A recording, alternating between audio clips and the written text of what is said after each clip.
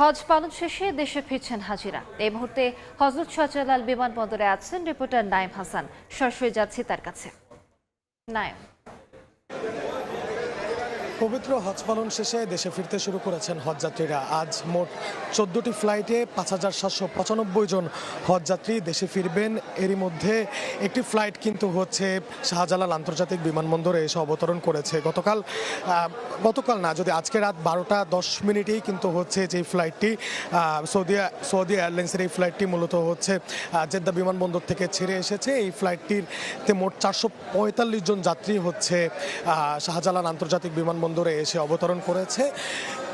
এখনও কিন্তু হচ্ছে টার্মিনালের ভেতরে কিন্তু হচ্ছে যে হজযাত্রীদের যেই আনুষ্ঠানিক যেই প্রক্রিয়াগুলো রয়েছে সেই প্রক্রিয়াগুলো সম্পন্নর পরে কিন্তু হচ্ছে এই হজযাত্রীরা কিছুক্ষণের মধ্যে এই জায়গা দিয়ে হচ্ছে এই যে টার্মিনাল, যে 2 নম্বর যে টার্মিনাল রয়েছে, এই 2 নম্বর টার্মিনাল দিয়ে হচ্ছে তারা বের হবেন। আমরা কিন্তু দেখেছি এই যে 2 নম্বর টার্মিনালে কিন্তু হচ্ছে এই যে হজযাত্রীদের যে আত্মীয় স্বজনরা রয়েছেন তারা কিন্তু অপেক্ষা করছেন যে যারা হজ পালনের উদ্দেশ্যে গিয়েছিলেন পরিবারের স্বজন তারা যে ফিরবেন তাদেরকে এখান থেকে হচ্ছে গ্রহণ করার জন্য কিন্তু হচ্ছে দেখেছি আত্মীয় স্বজনরা আজকে এই 2 নম্বর টার্মিনালে অপেক্ষা করছেন। আর এছাড়াও হচ্ছে আজকে যদি আমি আপনাদেরকে একটু বলে রাখতে চাই যে আজ রাত 12টা 10 মিনিটে যে প্রথম ফ্লাইটটি হচ্ছে সৌদি আরব থেকে ছেড়ে আসছে, এরপরে কিন্তু হচ্ছে ধাপে ধাপে মোট 14টি ফ্লাইট আজকে দিনে ছেড়ে আসবে, যে ফ্লাইটে মোট 5795 জন হজযাত্রী এবার দেশে ফিরবেন। আমি যদি আরেকটু জানিয়ে রাখতে চাই যে এই যে গত 17 এপ্রিল যেই হজযাত্রা শুরু হয়েছিল সেই